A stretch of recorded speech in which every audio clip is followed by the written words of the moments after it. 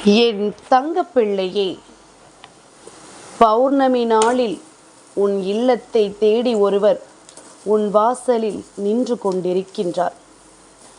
இந்த நாளில் இவரை நீ உள்ளே வரவழைக்க வேண்டும். என் குழந்தையே, அம்மா சொன்னால் அதற்கு ஒரு காரணம் இருக்கும் என்பது உனக்கு நன்கு தெரியும் அல்லவா? அதனால் உன் வாசலில் வந்து நிற்கின்றவரை நாம் உள்ளே வரவழைத்து விட வேண்டும். இவரால் உனக்கு ஒரு நல்லது நடக்கும் என்பதுதான் உண்மை. பௌர்ணமி நாளில் உன்னை தேடி ஒருவர் உன் இல்லத்திற்கு வருகிறார் என்றால் எக்காரணம் கொண்டும் இவரை நாம் விட்டுவிடக்கூடாது.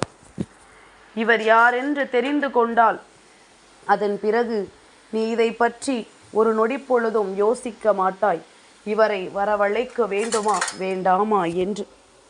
என் தங்கமே, ஒவ்வொரு நாளும் இந்த வாழ்க்கை உனக்கு ஒவ்வொரு விஷயங்களையும் நிறைவாக சொல்லி கொடுக்கின்ற நேரத்தில் என்ன நடக்கும், இந்த வாழ்க்கை நமக்கு என்ன கொடுக்கும் என்று என் குழந்தை நீ யோசித்து கொண்டிருக்கிறாயா?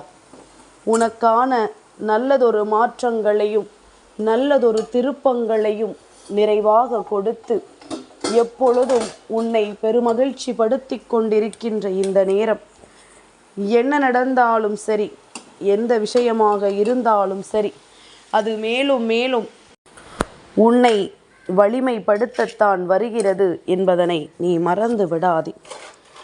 இந்த நேரம், இந்த வாழ்க்கை உனக்கு தந்திட்ட அத்தனை விஷயங்களையும் நீ சரியான புரிதலில் கொண்டு, இவையெல்லாம் உனக்காகத்தான் இந்த வாழ்க்கையில் உன்னை தேடி வருகிறது என்பதனை நீ தெரிந்து கொண்டாயானால், அம்மா உனக்கு சொல்லக்கூடிய இந்த விஷயத்திற்கான அர்த்தம் நிச்சயமாக புரிந்துவிடும்.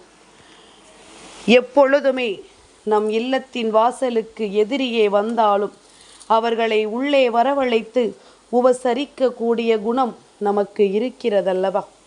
அப்படி இருக்கும் பொழுது இது நமக்கு வேண்டியவர், உனக்கு மிகவும் பரிச்சயமானவர், இந்த வாழ்க்கையில் எப்பொழுதும் உன்னோடு இருந்து உனக்கு பல நன்மைகளை செய்து கொடுக்கக்கூடியவர் எனும் பொழுது அவரை எக்காரணம் கொண்டும் என் குழந்தை நீ விட்டுவிடக்கூடாது அல்லவா?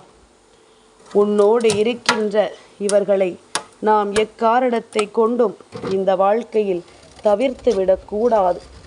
அப்படி நான் செய்கின்ற பொழுது மேலும் மேலும் நமக்கு வாழ்க்கையில் பிரச்சனைகள் வந்து கொண்டுதான் இருக்கும். தெய்வம் ஏதாவது ஒரு காரணத்திற்காகத்தான் இது போன்ற ஒரு செயலை நம் வாழ்க்கையில் நடத்துவார்கள்.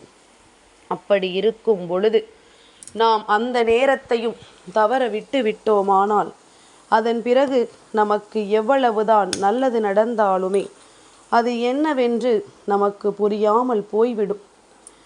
எல்லா நன்மைகளையும் நீ என்றோ பெற்றிருக்க வேண்டியது. ஆனால் சில விஷயங்கள் உனக்கு வாழ்க்கையில் எதற்கு நடக்கிறது, ஏன் நடக்கிறது என்று தெரியாமல் என் குழந்தை நீ விட்டு விட்டதனால்தான் இத்தனை துன்பங்களையும் நீ சந்தித்து கொண்டிருக்கிறாய் என்பதனை மறந்து விடாதே. இத்தனை கஷ்டங்களையும் நீ அனுபவித்து கொண்டிருக்கிறாய் என்பதனை மறந்து விடாதே. இனியும் இது தொடர வேண்டாம். உன்னுடைய வாழ்க்கையில் இந்த விஷயங்கள் உன்னை பின்தொடர்ந்து வந்து வேதனைப்படுத்த வேண்டாம். உனக்கு எப்பொழுதுமே நல்லதை நடத்தி கொடுக்க நான் வருகிறேன் என்பது உனக்கு புரியும் பொழுது இதுபோன்று உன் வாசலுக்கு வருகின்றவர்களை நீ தவிர்த்து விடாமல் உள்ளே வரவழைத்து விட்டாலே போதும். இந்த வாழ்க்கை நீ எதிர்பார்த்த அத்தனையையும் உனக்கு கொடுத்து உன்னை சந்தோஷப்படுத்திவிடும் என்பதனை நீ மறந்து விடாதே. என் பிள்ளையே, சுற்றி வருகின்ற ஒவ்வொரு விஷயங்களுக்கு நீ எப்பொழுதும் பதில் தேடிக்கொண்டிருக்கின்றாய். ஆனால் உன்னுடைய வாழ்க்கையில் ஒரு நல்லது நடக்கப் போகிறது. இந்த நேரத்தில் அதை நீ தவிர்த்து விட நினைக்கலாமா? பௌர்ணமி நேரம் என்பது நாம் வாழ்க்கையில் எப்பொழுதுமே மனநிறைவோடு தெய்வங்களை வணங்குவதற்குரிய நேரம் அல்லவா? இந்த நாளில் நாம் ஆசைப்பட்ட ஒவ்வொரு விஷயத்தையும் நாம் தெளிவாக பெற்றுக்கொள்ள வேண்டிய நேரம் அல்லவா? அப்படி இது போன்ற ஒரு தெய்வ சக்தி வாய்ந்த நாளில் யார் நம் இல்லத்திற்கு வரப்போகிறார்கள் என்ற எண்ணம் உனக்குள் ஓடிக்கொண்டிருக்கிறதா? என் குழந்தையே, நிச்சயமாக நீ கேட்டவுடன் சந்தோஷத்தில் துள்ளி குதிக்கத்தான் போகின்றாய். நம் வாழ்க்கையில் இப்படி ஒரு நன்மையை நமக்கு தெய்வம் கொடுத்து விட்டது என்று சொல்லி நீ பெருமகிழ்ச்சி அடையத்தான் போகின்றாய். இதையெல்லாம் எண்ணி என் குழந்தை, நீ சந்தோஷப்பட போகின்ற இந்த நாளில் நான் முன்னால் நின்று இந்த விஷயத்தை சொல்லிக் கொண்டிருக்கிறேன் என்று நினைக்கும் பொழுது அம்மாவிற்கும் அது சந்தோஷம்தான். என் பிள்ளையின் இல்லத்திற்கு ஒருவர் வந்து என் குழந்தையின் வாழ்க்கையில் பேரதிசயத்தை நிகழ்த்தப் போகிறார் எனும் பொழுது அதை நானும் விட்டுவிட மாட்டேன், என் குழந்தையும் விட்டுவிட மாட்டாய். வாழ்க்கை தரப்போகின்ற அத்தனை விஷயங்களையும் நாம் சரியாக தெரிந்து கொள்ள வேண்டிய கால நேரம் வந்துவிட்டது. இனிமேல் என்ன நடக்கும், ஏது நடக்கும் என்பதனை தெரிந்து புரிந்து நம் வாழ்க்கையாக மாற்றக்கூடிய கால நேரம் வந்துவிட்ட பொழுது நிச்சயமாக ஏதோ ஒரு விஷயம் நம் மனதை மகிழ்விக்கும் விதமாகத்தான் நம் வாழ்க்கையில் நடக்கப் போகிறது என்பதனை என் குழந்தை நீ புரிந்து கொண்டிருப்பாய்.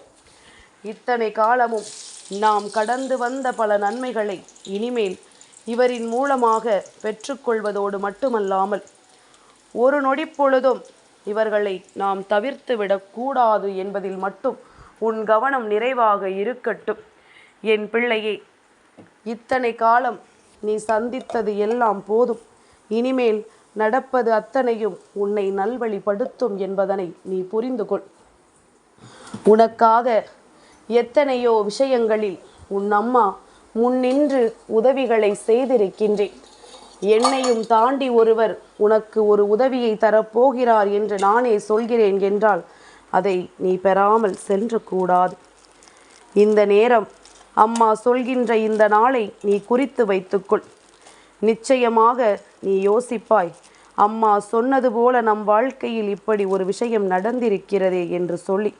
என் குழந்தை, இதையெல்லாம் எண்ணி நீ பெருமைப்பட போகிறாய். நான் நடத்திய மாற்றங்களுக்கு எப்பொழுதும் எனக்கு நீ நன்றி சொல்லிக் கொண்டே இருப்பாய் என்பதனை மறந்து விடாதே. யாரெல்லாம் நம்மை இந்த நிலைக்கு தள்ளிவிட எண்ணினார்களோ அவர்கள் முன்னிலையில் பெருவாழ்வு நீ வாழ்ந்து காட்டுவாய். பேரதிசயங்களை எல்லாம் நீ நடத்தி காட்டுவாய். எதற்கும் கலங்கி விடாமல் இந்த வாழ்க்கையில் எந்த நிலைக்கும் என் பிள்ளை நீ பதறிவிடாமல் உன்னை தேடி வருகின்ற ஒவ்வொரு விஷயங்களிலும் இருக்கின்ற உண்மைகளை நீ புரிந்து கொண்டு உன்னோடு நான் இருக்கின்ற இந்த நேரங்கள் அத்தனையும் உனக்கே உனக்கானது என்பதனை நீ உணர்ந்து விட்டால் அது போதும். இனி நடப்பது எல்லாமும் உன்னுடைய நன்மைக்காகத்தான். இந்த வாழ்க்கையும் இனி உன்னை சுற்றி வருகின்ற உண்மைக்காகத்தான் என்பதனை நீ புரிந்து கொண்டாலே அது போதும். என் குழந்தையே, சந்தோஷம் என்பது யாருக்காக என்பதனை முதலில் நீ முடிவு செய். மற்றவர்களுக்காக வாழ்கிறோமா அல்லது நமக்காக நாம் வாழ்கிறோமா என்று. அடுத்தவர்களுக்காக இந்த வாழ்க்கையை நாம் வாழ்ந்து விட்டோமானால் நம்முடைய ஒட்டுமொத்த சந்தோஷமும் நம் வாழ்க்கையில் இருந்து பறிபோய்விடும் என்பதனை நீ மறந்து விடாதே. எப்பொழுது உனக்காக நீ வாழ நினைக்கிறாயோ அப்பொழுதுதான் உனக்கு அத்தனை நன்மைகளும் உன்னை தேடி வரும். உனக்கு வருகின்ற நன்மைகளை நீ மற்றவர்களுக்கு பகிர்ந்து கொடுக்கலாம் என்று. யாருக்காகவும் இந்த வாழ்க்கையில் நாம் எதையும் இழந்துவிட நினைக்கக்கூடாது. யாருக்காகவும் இந்த வாழ்க்கையில் நாம் எந்த விஷயத்தையும் தொலைத்துவிட எண்ணக்கூடாது. உனக்கு என்ன நடக்க வேண்டும், ஏது நடக்க வேண்டும் என்று இருக்கின்றதோ அது தெளிவாக உன் வாழ்க்கையில் நிச்சயமாக நடந்தே தீரும் என்பதனை நீ மறந்து விடாதே.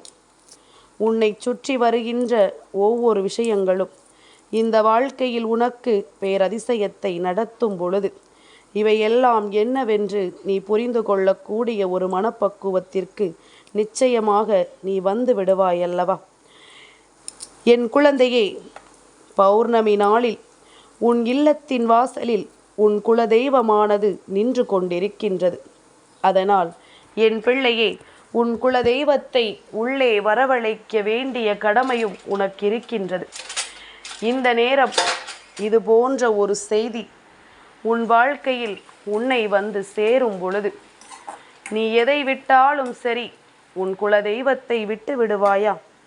உன் குல தெய்வம் உன் வாசலுக்கு வந்து நிற்கின்ற இந்த நேரம் எக்காரணம் கொண்டும் எந்த ஒரு தவறுகளையும் நீ செய்து விடாதே. நாம் தானே பேசுகிறோம், நம் காதுகளுக்கு தானே கேட்கிறது என்று சொல்லி தீய வார்த்தைகளை நீ உன் மனதிற்குள் ஓடவிட்டாலும் கூட உன் குலதெய்வம் அங்கு நிற்காமல் சென்றுவிடும். எத்தனை பூஜைகளை செய்தும் எந்த பலனும் அதில் உனக்கு கிடைக்கப் போவதில்லை. என் குழந்தையே, எல்லா விஷயங்களையுமே நாம் செய்வதுதான் சரி என்று எண்ணிக்கொண்டு நாம் செய்து கொண்டிருக்கின்றோம். ஆனால் நமக்கு மேலான ஒரு தெய்வம் என்ற ஒன்று இருக்கிறது என்பதனை நாம் மறந்து விடுகின்றோம். நம்மை சுற்றி வருகின்ற தெய்வம் நம்முடைய ஒவ்வொரு நடவடிக்கைகளையும் கவனித்து கொண்டிருக்கிறது என்பதனை நாம் புரிந்து கொள்ள வேண்டும் அல்லவா? எதையுமே கண்டுகொள்ளாமல் தன்னை பற்றி மட்டுமே சிந்தித்து கொண்டிருக்கின்ற சிலரும் இங்கு இருக்கத்தான் செய்கிறார்கள். எத்தனை வயதானாலும் சரி, எப்படி இருந்தாலும் சரி, தான் மட்டும்தான் நன்றாக இருக்க வேண்டும். தன்னை சுற்றி இருக்கின்ற யாரையும் தான் நன்றாக இருக்க விடுவது கூடாது என்கின்ற ஒரு கங்கணத்தை தனக்குள் கட்டி கொண்டிருப்பார்கள். இது போன்ற மனிதர்களுக்கெல்லாம் என் பிள்ளை ஒரு பொழுதும் செவி சாய்க்காமல் தெய்வம் அத்தனைக்கும் நல்பதிலை கொடுக்கும் என்பதனை புரிந்து கொண்டு உன்னுடைய வாழ்க்கையில் உன்னை சுற்றி வருகின்ற எல்லா விஷயங்களையும் நீ சரியாக ஏற்றுக்கொண்டு நடக்கும் பொழுது இந்த வாழ்க்கை உனக்கு கொடுக்கின்ற ஒவ்வொரு உண்மைகளையும் ஒரு சேர உனக்கு கற்றுக் கொடுக்கும் என்பதனை நீ மறந்து விடாதே. யாரும் எதையும் நினைத்து உன் வாழ்க்கையில் உனக்கு எந்த துன்பங்களையும் கொடுத்து விட முடியாதபடிக்கு நீ பெருவாழ்வு வாழ வேண்டும் அல்லவா? அம்மா சொன்னது போல உன் குலதெய்வம் உன் இல்லத்தின் வாசலில் நிற்கின்ற இந்த நேரம் நிச்சயமாக நீ உன் குலதெய்வத்தை மனதார வணங்கிவிடு. என் பிள்ளையே, நீ நினைக்கலாம், அம்மா நீ சொல்வது எல்லாம் உண்மைதானா? இதை எப்படி நான் நம்புவது என்று நீ கேட்கலாம். உன் கண்களை மூடி ஒரு 5 நிமிடம் உன் குலதெய்வத்தை நீ மனதார நினைத்துக்கொள். நிச்சயமாக உன்னை அறியாமலேயே உன் கண்களில் இருந்து கண்ணீர் வரும். அப்படி வந்துவிட்டது என்றால் நான் சொல்கின்ற வார்த்தைகளை உண்மை என்று நீ நம்புவாயா? உன் குலதெய்வத்தை நீ நினைத்தாலே உன் கண்களில் கண்ணீர் பெருக்கெடுக்கும்.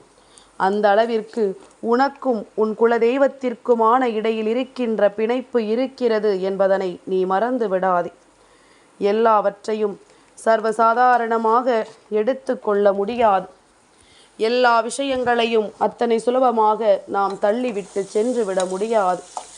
எல்லாவற்றிற்கும் மேலாக இந்த வாழ்க்கை உனக்கு பல விஷயங்களை கற்றுக் கொடுத்து கொண்டிருக்கிறது என்பதனை நீ மறக்கக்கூடாதல்லவா? நமக்கு இந்த வாழ்க்கை தருவதையெல்லாம் நாம் சரியாக உணர்ந்தால்தான் நம்மை சுற்றி நடக்கின்ற அத்தனை விஷயங்களையும் நம்மால் தெளிவாக ஏற்றுக்கொள்ள முடியும். எதுவெல்லாம் நமக்கு நல்லது, எதுவெல்லாம் நமக்கு கெட்டது என்பதனை நம்மால் சரியாக புரிந்து கொள்ள முடியும். இந்த நிலையை மாற்றிட யாராலும் முடியாது. நீ நினைத்தால் மட்டும்தான் உன் வாழ்க்கையில் எந்த விஷயங்களையும் உன்னால் மாற்ற முடியும் என்பதனை நீ புரிந்து கொள். தேவையில்லாது உன்னை சுற்றி வந்து உனக்கு துன்பங்களை கொடுக்கின்ற இந்த மனிதர்களை எல்லாம் விட்டுவிட்டு உன்னை தேடி வந்து நல்லதை நடத்துகின்ற தெய்வங்களை மட்டும் கணக்கில் கொண்டு எப்பொழுதும் நீ பெருமகிழ்ச்சியோடு இருந்து கொண்டிரு. நீ வணங்குகின்ற தெய்வங்கள் யாரும் ஒரு நொடிப்பொழுதும் உன்னை விட்டுவிட மாட்டார்கள் என்பதனை புரிந்து கொள். அதிலும் குறிப்பாக உன் குல தெய்வம் உன்னை ஒரு காலமும் விட்டு விலகி நிற்காது என்பதனை நீ தெரிந்து கொண்டால் அது போதும். நடப்பதை என் பிள்ளை இந்த வாழ்க்கையில் சர்வ நிச்சயமாக நிறைவோடு ஏற்றுக்கொள்ள தயாராகிவிடு. உன்னை தேடி நான் வந்து கொண்டு சேர்க்கின்ற இந்த விஷயங்கள் ஒவ்வொன்றும் உன்னை பெருமகிழ்ச்சி படுத்தி கொண்டே இருக்கும். இனியும் நமக்கு வாழ்க்கையில் துன்பங்கள் இல்லை என்பதனை யாரால் உணர முடிகிறதோ அவர்களால் மட்டும்தான் தன் வெற்றியையும் உணர முடியும். என் தங்கப்பிள்ளைக்கு இந்த வராகி அம்மாவினுடைய ஆசீர்வாதங்கள் எப்பொழுதும் உண்டு.